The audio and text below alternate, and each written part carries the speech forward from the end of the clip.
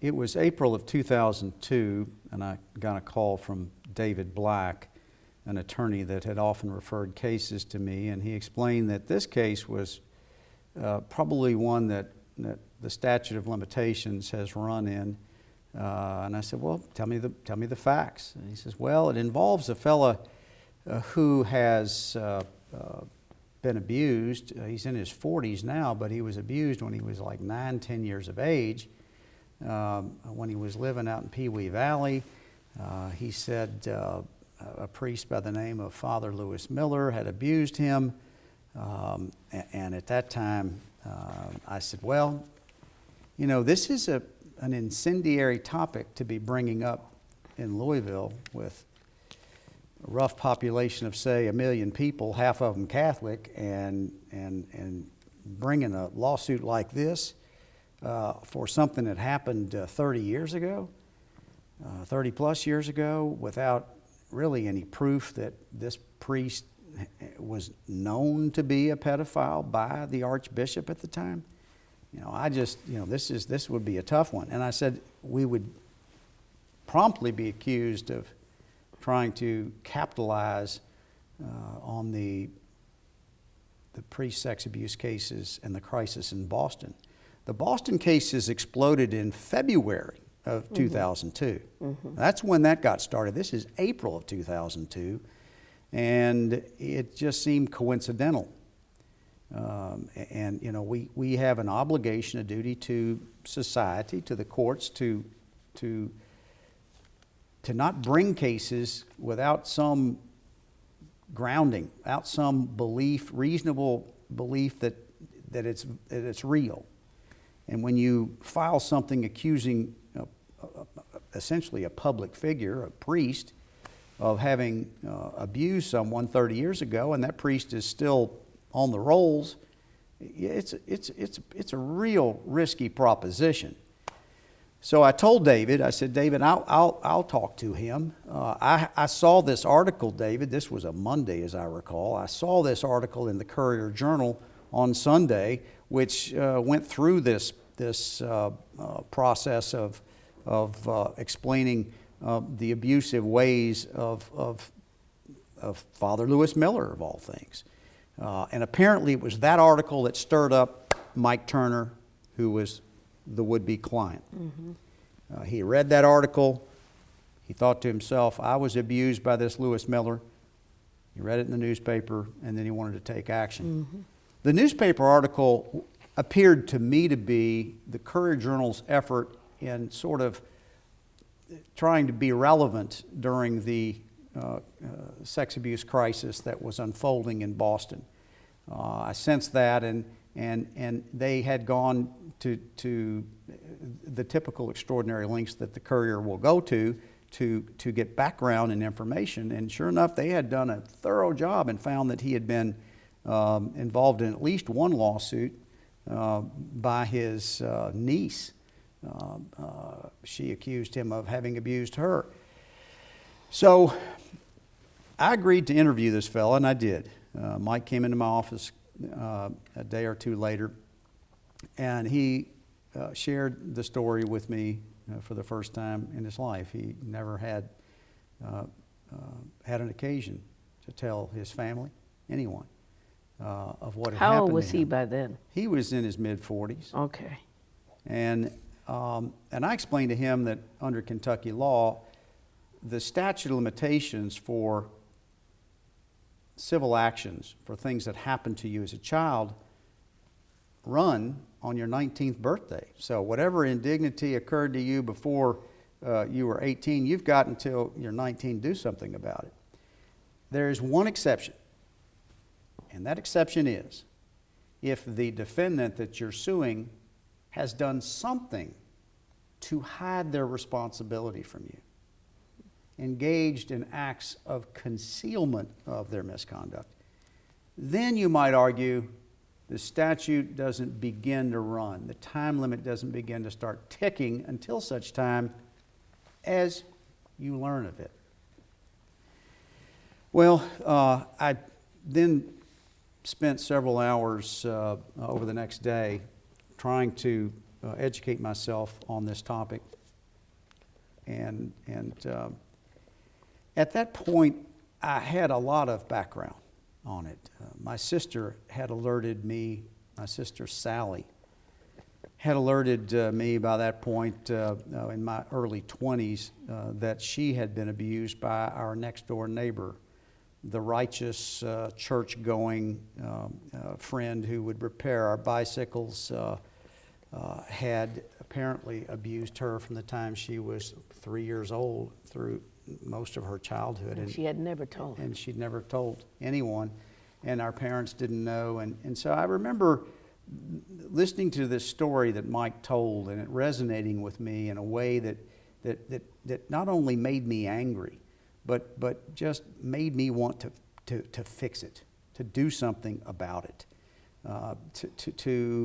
if it took a risk, take the risk.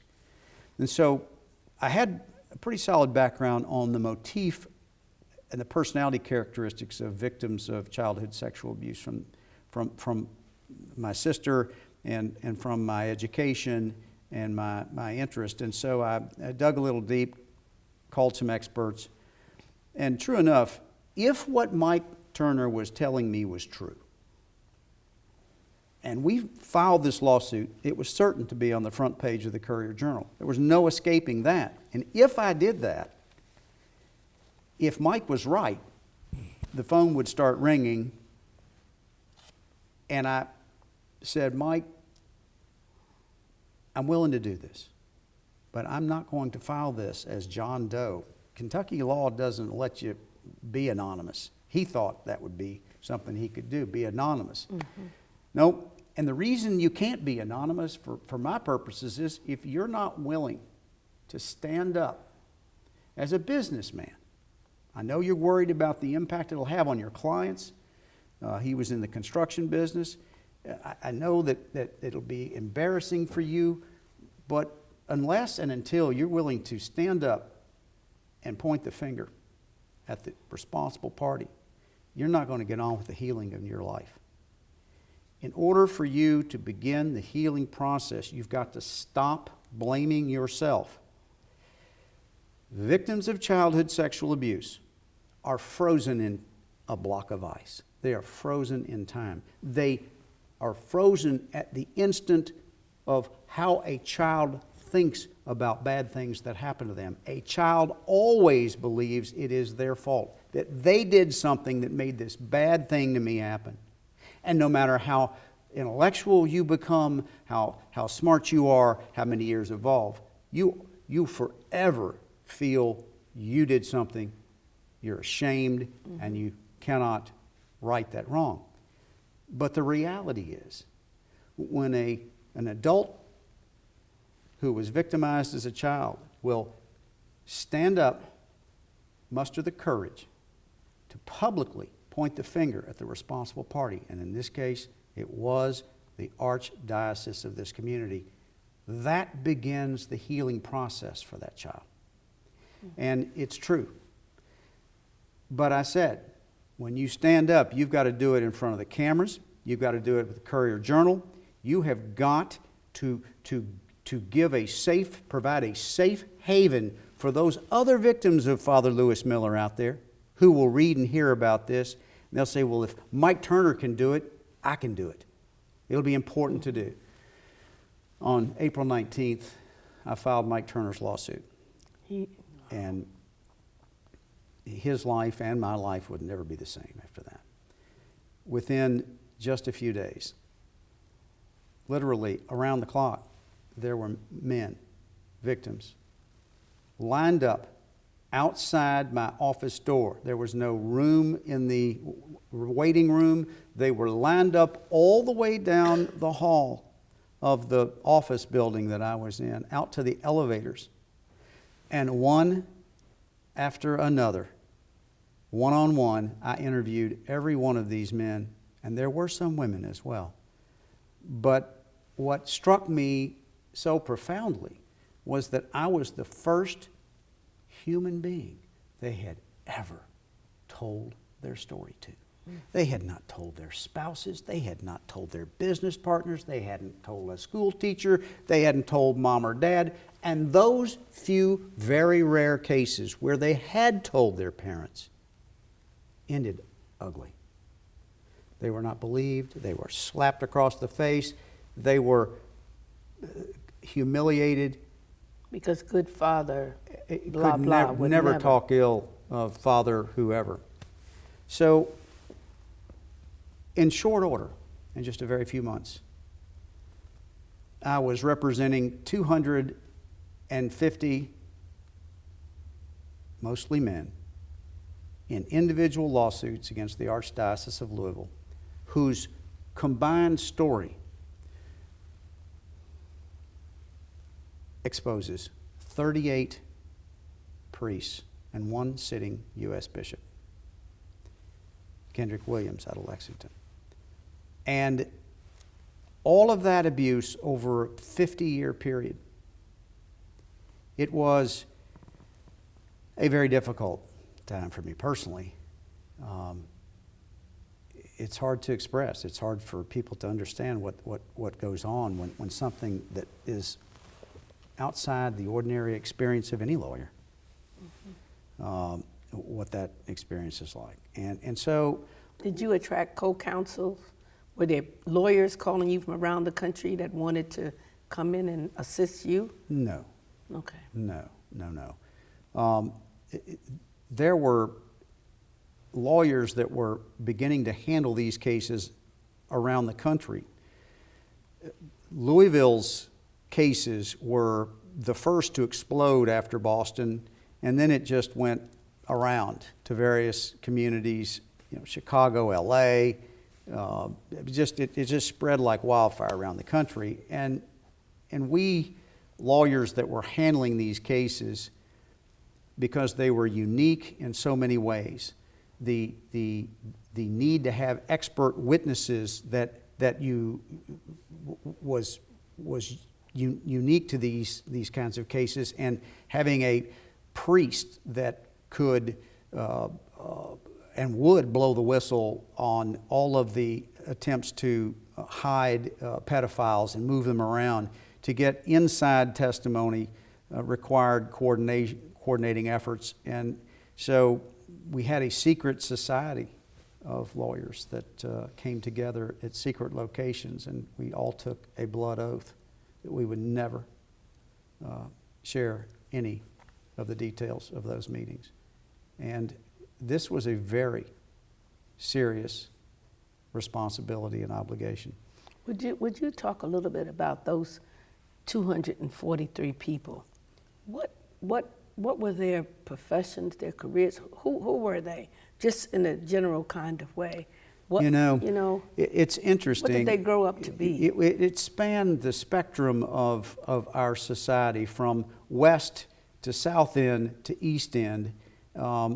And it was Father Lewis Miller who, while he abused Mike Turner at Pee Wee Valley, he had before that abused children at Holy Spirit, which is where the wealthy East End community went to church.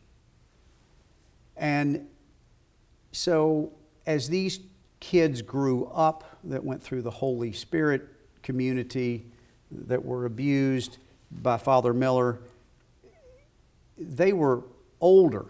They were in their 50s. Mm-hmm. And when they began to come forward and tell their stories, they were important businessmen in this community that had great credibility. Lawyers, doctors. And so as people were reporting to me, and I was taking down their stories and filing these lawsuits one after another, and I would always encourage these folks to stand in front of the cameras, let the community know who you are. If a doctor will come out and admit what happened and stop taking responsibility and point the finger at where the responsibility falls. Others abused by that priest will go, well, gosh, if he can do it, I can do it too. Mm-hmm. And that was so important in this process, was working with the media in a very special way that really helped me get the job done.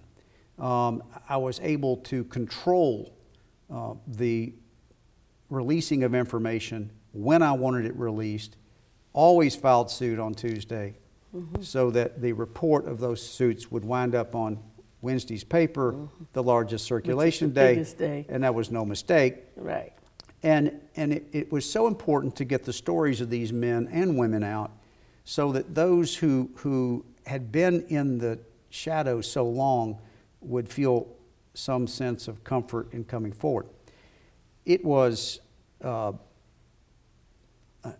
a tremendous amount of work. You know, I worked for 6 months on 4 hours sleep at night. It was a. And you had other cases at the same time. I did, but I had to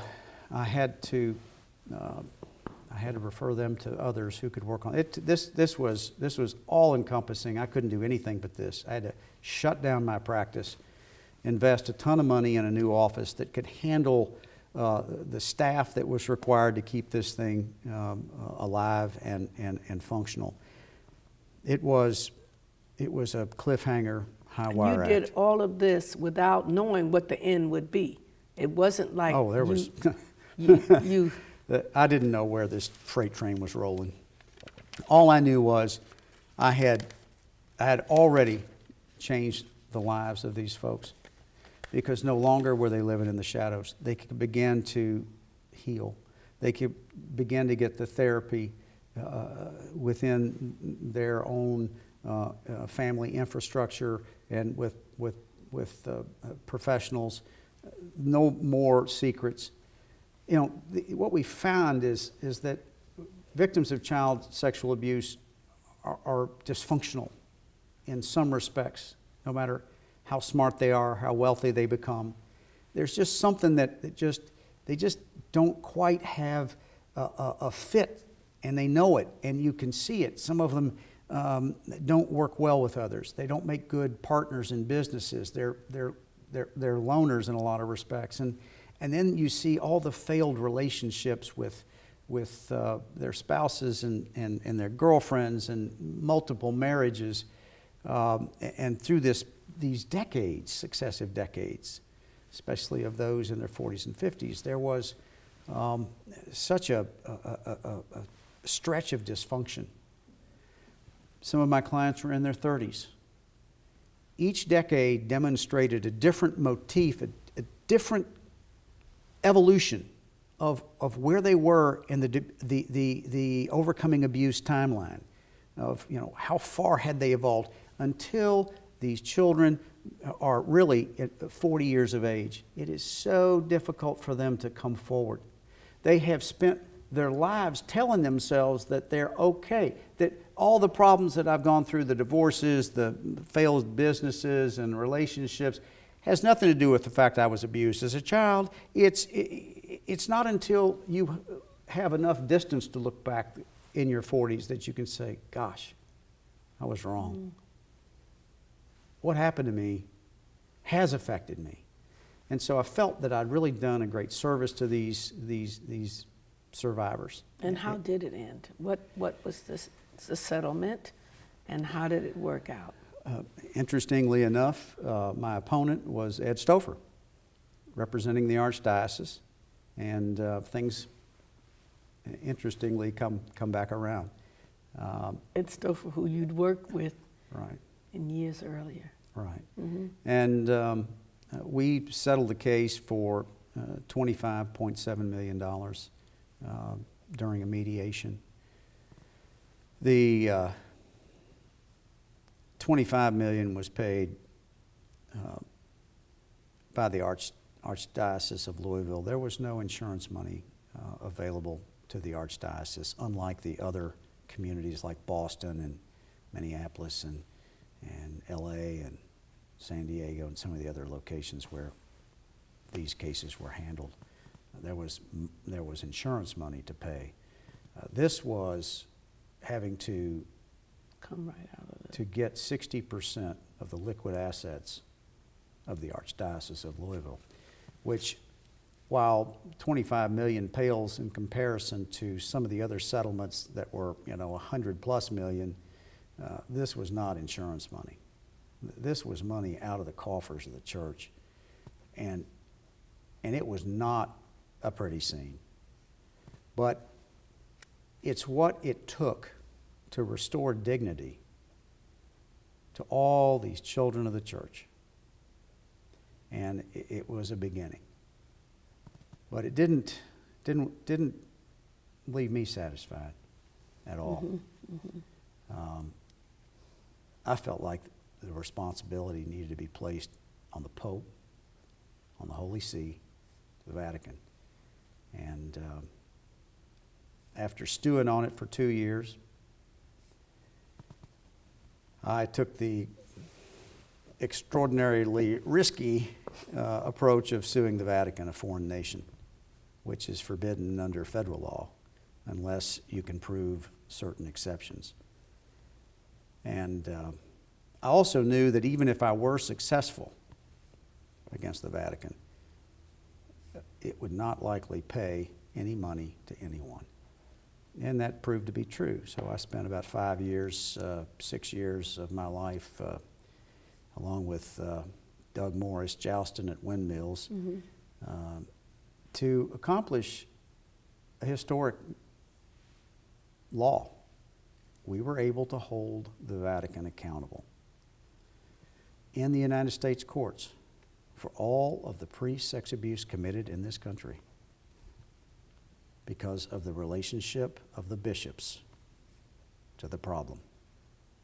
The bishops and the archbishops were moving pedophile priests around. That act was in observance of directives from the Vatican. I wanted to hold the Vatican personally accountable for that. But the courts struck a balance and said, you can sue in United States District Court the Vatican successfully, hold them accountable, get a judgment against the Vatican in this country for anyone who's been abused by virtue of that bishop's conduct. The problem is, everyone that had come out of the shadows had already settled with a bishop. And if you've settled with a bishop, you can't go after the bishop's boss. So I was left with no clients other than a handful. James O'Brien, the oldest known abuse victim in the country, was abused back in the 1920 era here in Louisville. There was no way in the world I could establish that anyone, he couldn't even tell you the name of the priest. And when his deposition was taken in the Vatican case by the Vatican's lawyers in San Francisco, where he lived, about all they could say was, well, you're making this up. I mean, how could you, how could this have affected you that badly? It wasn't, oftentimes the defense is, well, this wasn't as bad as some of the rape cases. I mean, this kind of abuse of fondling and what have you, that pales in comparison to some of the stories we've heard. And I'll never forget, this was a man that had fought at Guadalcanal, who had seen everything, who had been through more terrifying moments than any of us in that room will ever experience. And he said, let me tell you, the most terrified I was when I was up on that ladder in the library where the priest asked me to get up there and pull some books down, and he was fondling me. Was the most terrified I've been in my life, and Guadalcanal was nothing compared to that. Puts it in perspective for everyone. Well, isn't it interesting the juxtaposition between your case with the Vatican and the line you were drawing to the imperial visit, who wasn't there That's right. when the beating of the boy happened, but was ultimately, and so in some way, it's the same kind of thing. You don't have to be there, but you are responsible. You got to hold the You- true responsible party accountable. So the Vatican case, your case against the Vatican, does that set any precedents or anything? Will others attempt it, you think? Or will Well, it doesn't always have to come out the same way, Well, right? what it stands for is that you can sue any foreign nation if they instruct their ambassadors to do anything that might cause harm to Americans on American soil. Yes, that opinion will be utilized in many ways for years to come. It will not solve the problem of priest sex abuse. And What's the official name of that case for the law students that might want to look it up? O'Brien versus the Holy See. And for people who don't know, the Vatican is a country unto itself. It is a country. And for that reason, it's very difficult to succeed because federal law says that relationships with foreign nations is something that the president, the executive office, should be handling. In fact, the Foreign Sovereign Immunities Act that gives immunity to foreign nations wasn't passed till 1972. Up until that point, it was something that was done. In other words, if you sued a foreign nation, the executive branch would come in and squash it. You couldn't even do it. So it was a terrific result, but again, it didn't make any money for anyone, and I knew it wouldn't going into it. But it was important to get to the source and make your point and put your flag in that ground.